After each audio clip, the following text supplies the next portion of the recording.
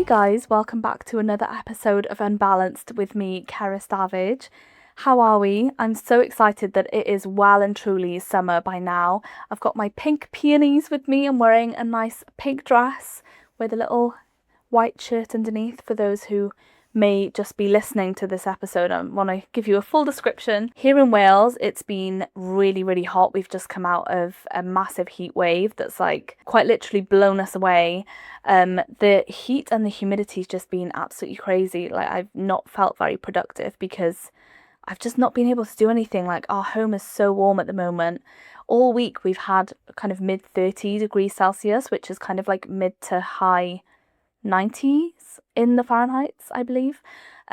So yeah, it's been pretty intense, but I'm trying to make the most of it because I think in the winter we all complain about how cold it is and how excited we are, for the summer. So it is here, and I've had quite a busy start to my summer. And as you may be able to tell from the title of this episode, I have been quite busy going to different conferences.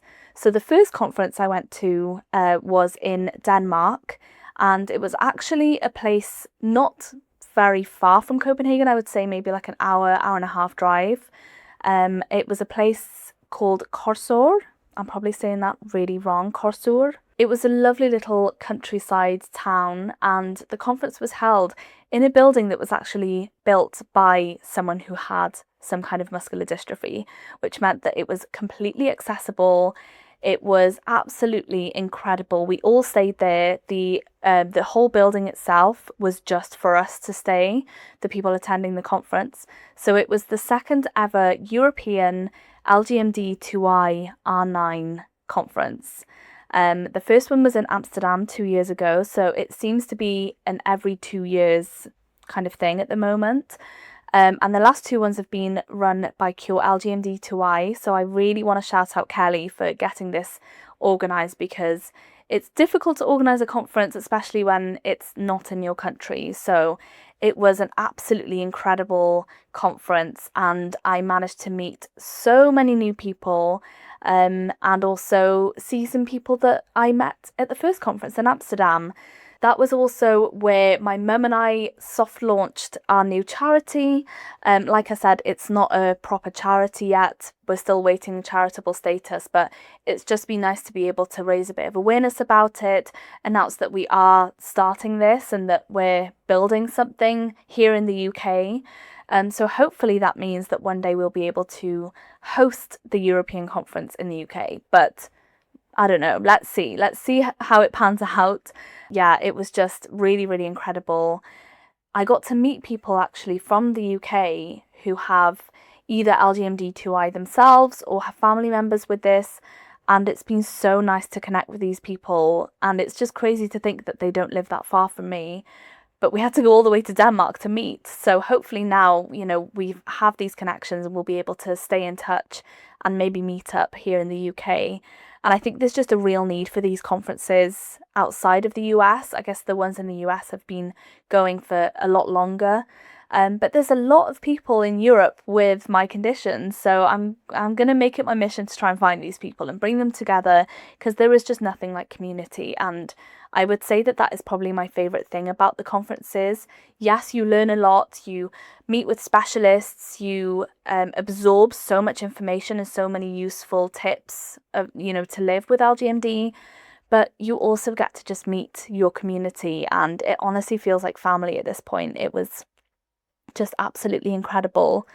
Take a shot every time I say incredible or anything. It was just truly amazing. This episode is going to be a mix of different interviews between this conference and then the second conference that I went to in Iowa, which is an annual conference at the Wellstone Centre. And I went 4 years ago with my family for the first time and what we thought would be the last time, but actually I went back again this year. I just went with my partner this year, and it was so nice to go again and to be a part of the natural history study, which is like, I guess Wellstone Centre is where they do a lot of research for LGMD2I R9 or other Dystroglycanopathies. You can Google that. I'm not going to even attempt to explain. And I also vlogged my entire experience in both conferences. I've got a Denmark vlog that's out with my family and an Iowa vlog as well that I've just put out. So you're welcome to check them both out if you want a bit more behind the scenes and a real time, I guess, showing of my experiences at these conferences. The Iowa conference was very much a flying visit, quite literally, just because I only really went there for the conference. I didn't really get much chance to explore like I did in Denmark. I went to Copenhagen afterwards, which, by the way, is incredible. It's a really, really cool place. I really recommend. But yeah, with Iowa, I just participated in a lot of meetings, did a lot of exciting podcast things, which you'll see in the next few months. And yeah, just got to meet again people that I wouldn't have without these conferences. So I'm very, very grateful to everyone that is a part of planning the conference and attending. And a question I get asked a lot is, like, is it even worth it to go to the conference? Like, it must be so expensive, and it is. You take up so much time. You plan and prepare so much, and being there can be quite draining as well. We have quite limited energy with our conditions. So going to the conferences can be really intense, but it is just so rewarding, and I have always loved every conference I've been to, and I've been to quite a few by now. So if you're on the fence about going to a conference, or if you're not quite sure if it's really your thing, don't just take it from me. I want you to hear from other people that I met at the conference. So the first half, I guess it's more than half, I interviewed quite a few people from Europe that attended the Denmark conference, a few people that I met for the first time this year, and a couple of people that I met 2 years ago in Amsterdam. So I hope you enjoy that. And then after that, there's just a couple of interviews I managed to squeeze in through a very busy conference in Iowa with some people that I'd actually met for the first time. So I hope you enjoy this mix of interviews. I did something similar when I went to the big LGMD conference in Orlando last year, and it was a huge success. I love the idea. It's kind of like a speed dating thing. It's like 5 minutes with each person, but it's just like a snippet into what a conference is like. So sit back, relax, enjoy. I'm not going to bore you with some life updates this time. I'm just going to let you enjoy this episode, and hopefully you'll be able to get a bit more of an insight into why the conferences are so important, and hopefully this will convince you to save up and save some time and make the effort to go to one day. We'll see. But anyway, I'm going to sign off now, and I'm just going to let you guys enjoy these episodes. Thank you to Cure LGMD2I and BridgeBio for sponsoring this podcast, and don't forget to follow the podcast if you're not already. So enjoy these interviews that I did, and I will speak to you guys very soon. Bye.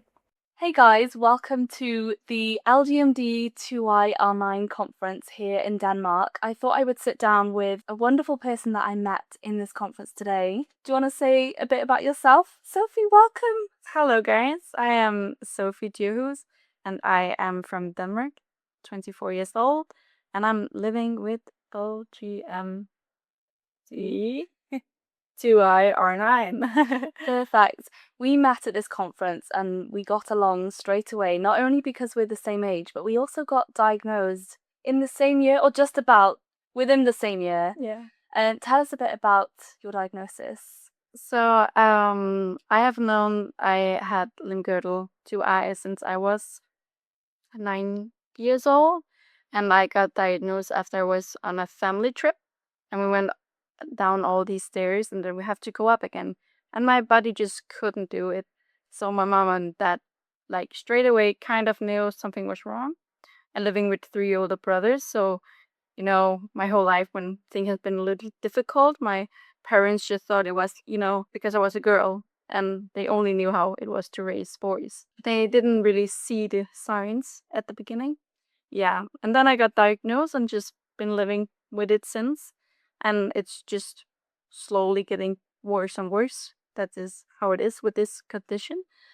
So in 2019, I went in a power chair, and I've been that since.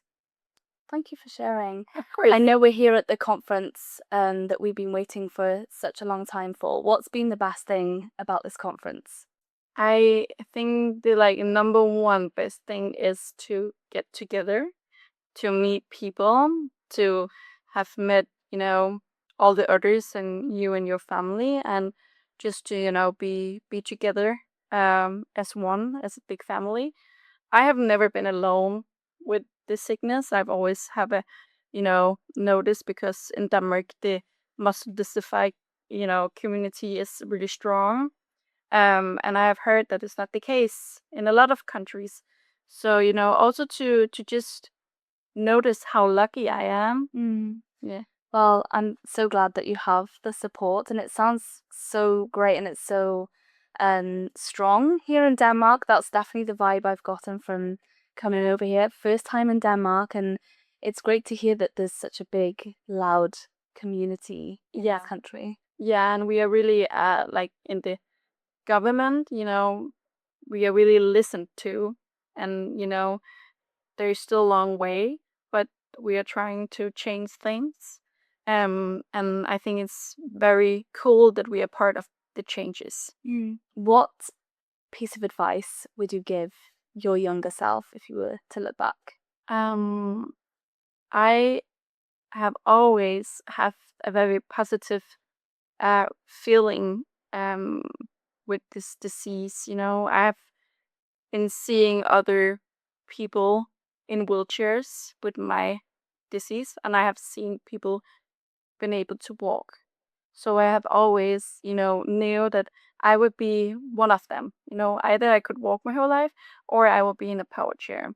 So, and it was okay, because both were so cool. So, I have role models. So I just wanna, I think, give myself an advice that I'm actually doing today, to be that role model, to be the big sister for the younger girls with LGMD. No, Yes. I'm not used to love say that. What is it in Danish?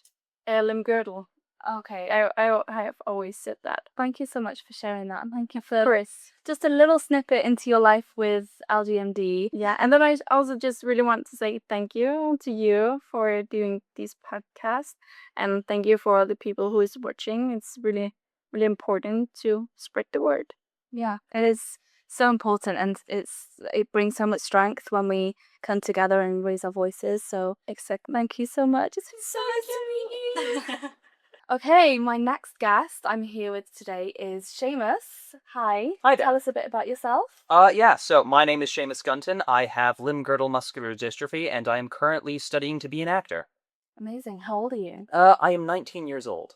Wow. So where are you originally from? That's a very complicated question. So, I was born in the UK, but at the time we were living in Albania. So we went to Albania after I was born. But then we moved to Malta, and then Uganda, and then South Africa, and then Malawi, and then the US. And then we went back to South Africa, and then back to the US, and then from the East Coast of the US to the West Coast.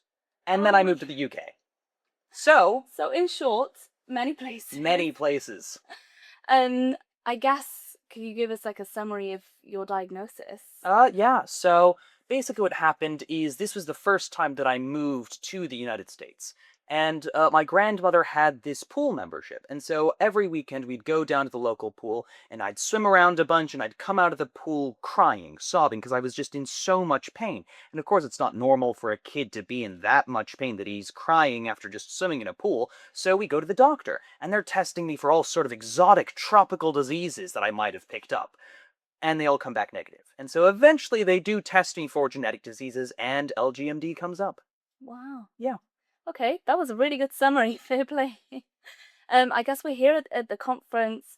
It's been so incredible to meet so many, I guess, young adults as well, as well as, I guess, all the different ages with LGMD. What's been the most valuable thing for you to be at this conference? The most valuable thing for me would be having my just sort of confidence in the ribitol trial sort of restored, because I'm on the ribitol trial. I was lucky enough to get in early enough to not receive a placebo. And so seeing that there are such tangible results, not just for myself, but for other people too, it gives me such a profound sense of hope, not just for my own future, but then for other people with the disease.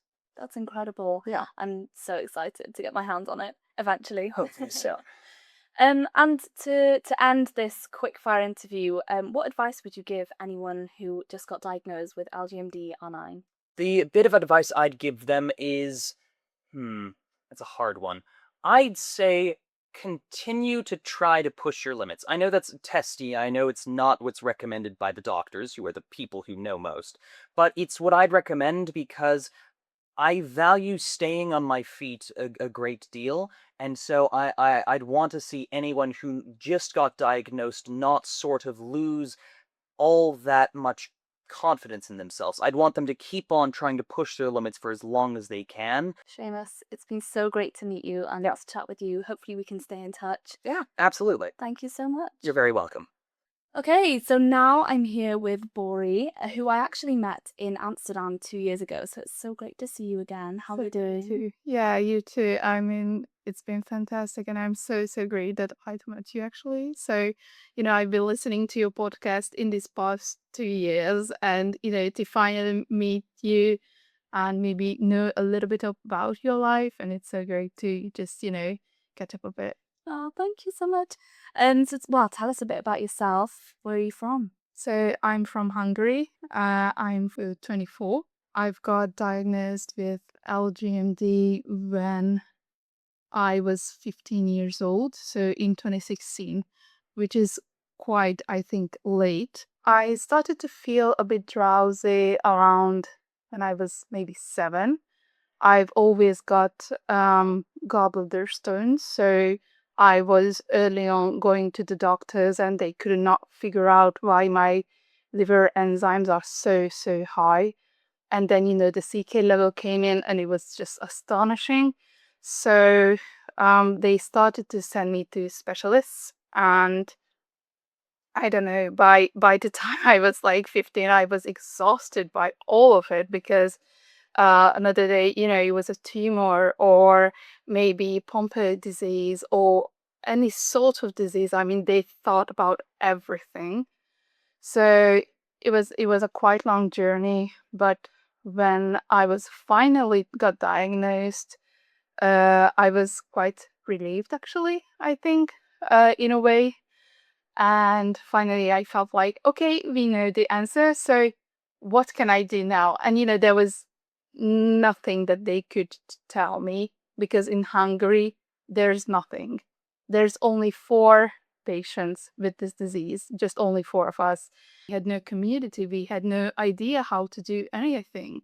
So it's been quite a journey. And then my brother and sister, they also got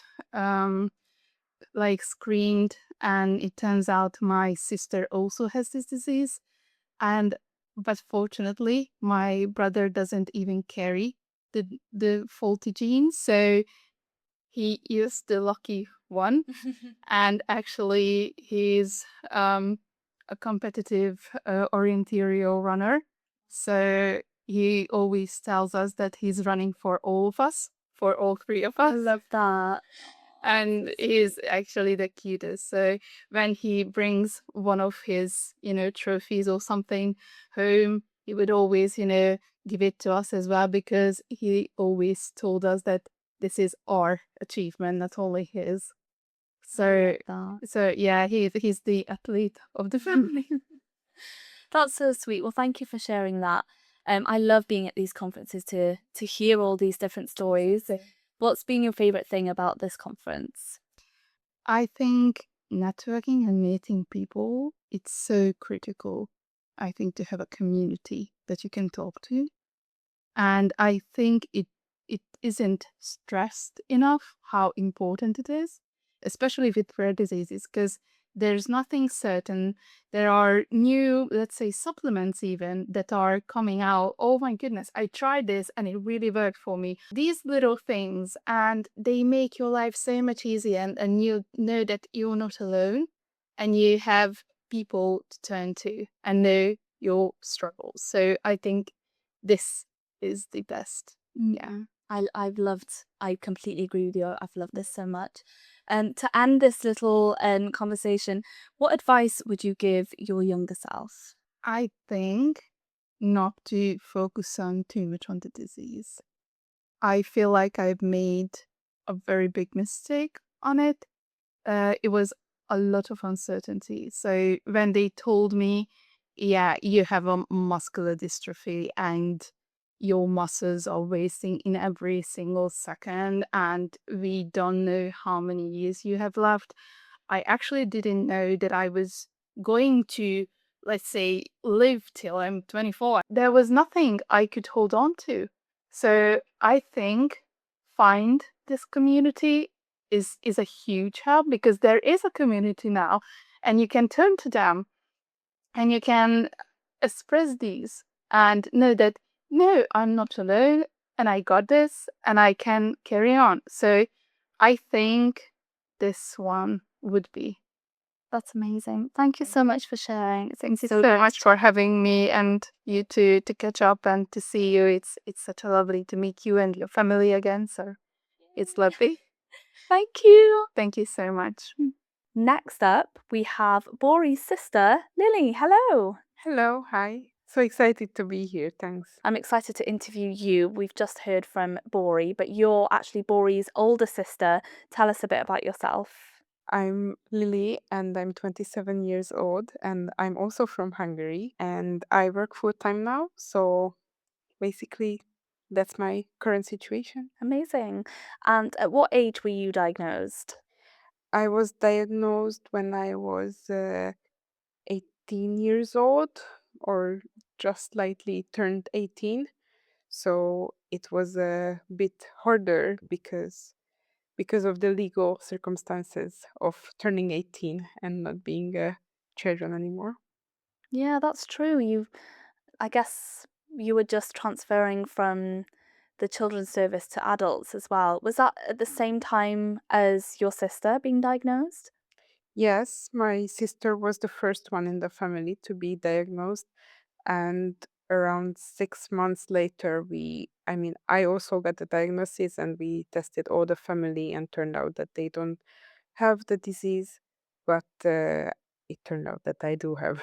Well, I can relate to you there, having sisters that have the condition as well. I guess it's nice to not go through it alone. You're in it together. Absolutely, I think it's a little bit ironic, but this makes our relationship more strong, and we can cheer each other up when it's necessary. So I think it's a good thing to be eaten together. Yeah, you're definitely in it together. And we're all in it together because we were all at the conference together. What was your favourite thing about the conference? Well, I think being together in this situation was the best part because mm, in Hungary we feel quite alone with this problem, and even though we have very good doctors, but sometimes we feel a little bit helpless in this kind of situations. But on the other hand, when we meet all of our wonderful peers, we cheer up a lot, and we get a lot of motivation to continue on this road, fighting for our truth, fighting for our health. I think this is the best part of this conference, is that we can see each other and maybe get some advice from others, and maybe we can also help others with our mentality or with our experiences. So I think this is the best part. Of course, I do enjoy the conference part, like the lectures and so on. However, I think these common experiences that we share, it gives the most to each other. Hmm. I absolutely agree. It's all about just bringing everyone together. And it's been really interesting to hear how different countries are with LGMD, how they deal with it, what the supporters, what kind of support is out there. So it's nice to be able to compare that with each other and learn from each other as well. Absolutely. I really agree with this. And I really hope that maybe in the countries where the care is not so developed to support this kind of patients, we patients can contribute to help these healthcare system to become better and better supporting the rare diseases. Yeah, absolutely. So, to finish off our little interview, I want to ask you a question that I ask a lot of my guests, which is what piece of advice would you give anyone who just got diagnosed? Don't be scared and never give up. We can fight much stronger than we think at the beginning of the road. So you will be able to solve any kind of problem anytime. Even now, it's hard to believe it, but I'm sure that you can do it and you will be very strong. And the most important is that never be afraid of ask for help and ask for advice or ask for support if you feel that you are lost or if you feel alone. Perfect. I love that so much. Is there anything else you want to add? I just want to thank you for being here and thank you all your wonderful families that we can feel your support and the strength that you give us. It's amazing, and I don't know where we would be without you guys. Thank you as well. I think we met 2 years ago in Amsterdam at the first European conference, and it's been so nice to see you both again, see your family, and hopefully we'll see you at the next one. Yes, hopefully. Thank you so much, guys. Thank you. I'm here now with Freya, who's actually also from the UK. Yes. But this is the first time we're meeting. It's crazy. Yeah. How are you doing? I'm good, thank you. I've had a great day at the conference, meeting lovely people. I was very excited to come on this podcast. So It's so nice to meet another LGMD2I/R9 girly from the UK. Tell us a bit about yourself. yeah, so I'm 27 years old. I live just south of Oxford, but grew up in Wiltshire near Stonehenge. And I've lived with Limgirdle R9 since I was 10. And I work in science communication. Cool. So can you tell us a bit about your diagnosis journey? Yeah, sure. So I started falling a lot at school and lagging on sports day, which the teachers picked up on, and then there was an adventure trip in Wales, which was very physical, and that's when the signs really came out. And so I had a muscle biopsy sent up to the Centre for Life, and elevated creatine kinase enzymes, signifiers of muscle damage. And then the diagnosis took about a year and a half. And originally I was diagnosed with 2L, and then we realized it was 2I, which has the cardiac involvement. But yes, I've lived with this condition for 17 years, which is wild and kind of similar to you, right? Yes, yeah, except I wasn't misdiagnosed, so Well, that must have been quite a turbulent time for you, but yeah. I'm so glad you had the right diagnosis and it's led us here today to this conference, which I've just loved every second of, and I know you have too. Yeah. What's been your favourite thing about this conference? I think because I've never been in a room with anyone with my condition, so it's just there's this really big sense of community and almost like a family, and it's just so lovely to be understood, to not have to explain yourself, to see. I've seen people, and I've thought to myself that was what I was like 5 years ago. Maybe that person is going to be what I'll be like in future, but it's okay because people have gone through it, people are going through it, and just to have that your people that understand, and also to hear about the cutting edge research is really fascinating as well. Absolutely, yeah, it's been really, really educational. To close off, I want to ask you a question that I ask all my interviewees, which is what piece of advice would you give someone who just got diagnosed? Yeah, I would say it's really important to focus on the things you can do. It's equally important to understand your limitations, but I think that only comes through years of living with the condition and your experience with it. And I would say that with the progression side of things, there'll just be a new normal, and there'll be kind of periods of acceptance and maybe denial, but ultimately you'll kind of adapt and find a way to work with this new normal. But just to be gentle with yourself whilst that's happening, because it is hard that it's ever changing. But yeah, to be gentle. I love that. Thank you so much. It's so lovely to meet you. You too. Well, yeah. Yeah, it's been amazing to see you in person, having followed you for a couple of years now. So yeah, it's great to meet you. Thank you. It's a very unstable tripod, so that makes makes sense. It's unbalanced. It's unbalanced. That's so Good good. one. Good one. Okay, right. So, my first guests in Iowa, please introduce yourselves to us. All right, my name is Madeleine Verhoof, and I live in Pella, Iowa, and I was diagnosed with LGMD when I was 3. And I'm her older sister. My name's Avery, also from Pella. So, is it just you two sisters, or do you have more siblings? I have 4 more siblings. So, there's 5 of you all together, which is absolutely wild. Yep. You're a twin as well. Yep. An identical twin. You both have 2I/R9 like me. Tell me a bit about when you were diagnosed. Well, yeah, I was diagnosed when I was 3 years old, and I got sick with rhabdomyolysis, and then the doctors were figuring it out, and then that's when I got diagnosed. Yeah, that seems to be a pretty common symptom, right? Yep. So I guess, well, you're here at the conference in Iowa. Is this your first time? Mm-mm.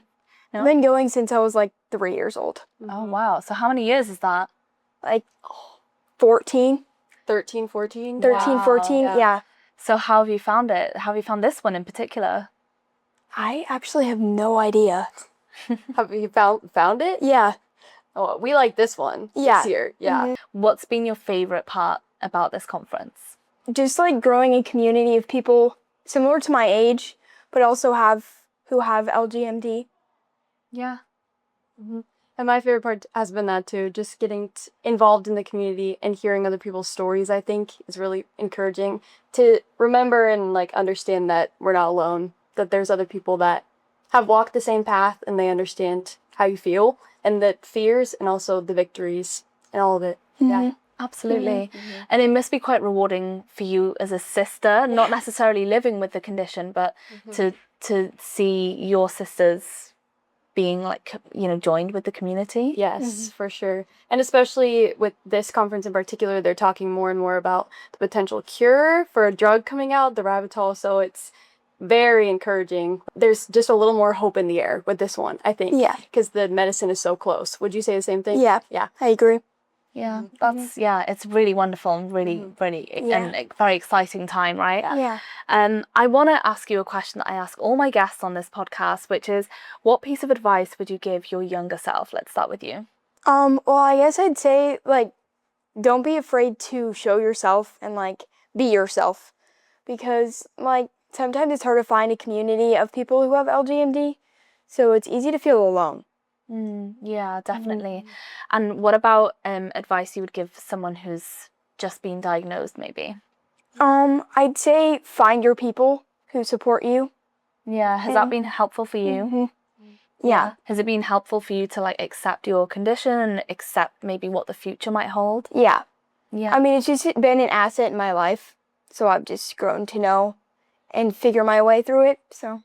Yeah, you're so headstrong. I really, really Thank you. admire your mentality. It's really great. Thank you. And what about you, maybe as a sibling? What advice would you give maybe family members of someone that's just been diagnosed? Yeah, I would say first thing, don't freak out.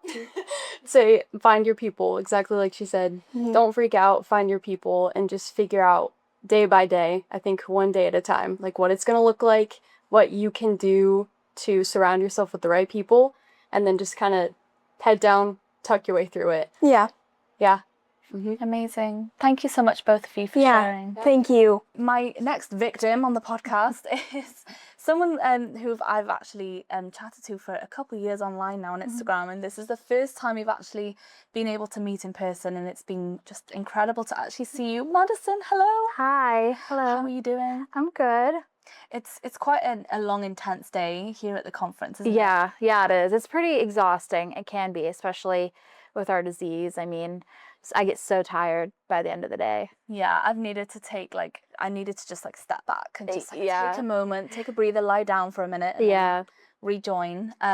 But thank you so much for taking your time to just share a bit about your experiences. Tell us a bit about yourself. Where are you from and what do you do? So I am from Pennsylvania. I'm about 30 to 40 minutes outside of Pittsburgh. And I am a loan officer, so I work in the bank. I work mostly from home. I have 4 animals. 4? Yes, I have 2 dogs, 2 big dogs. They're a handful, and 2 cats. What? Yes. Oh my goodness. And they all get along? Yeah. Wow. Me and my boyfriend just moved in together a couple of years ago, so congratulations. we decided to have our own little family. Yeah, that's impressive. And boyfriend is just off camera along with my boyfriend as well. So can you tell us a bit about when you were diagnosed? Yeah, so actually I'm newly diagnosed. So I was diagnosed about 2 to 3 years ago. I was 22, so it was kind of a shock. I thought that my life was over, but it actually felt like it began because I always knew that there was something wrong. Doctors just couldn't figure out exactly what. Yeah, seems to be quite a common story, but you know, eventually you got your diagnosis. Yeah. And I guess it's led you to these conferences. I want to ask you what's been your favorite thing about this conference? Honestly, I think pushing myself to meet people. I'm a bookworm, like we talked about. I mostly am at home reading my books, and I think, honestly, this opportunity to meet people, I've made friends, and I feel like it's lifelong friends that have really changed my life for the better. I love that so much. And I love that we've been able to connect and become friends through it as well. Yeah. So to end this short little interview, I'd love to ask you, what advice would you give anyone else who's just gotten diagnosed? So I would say that it is scary and it feels like your life is over, but it's not. I think that you can take a positive thing from a bad situation, and as long as you look at it with a different perspective, then you can make the best out of it. I love that. Thank you so much for sharing, Madisyn. Thank you for coming on Unbalanced. Thank you.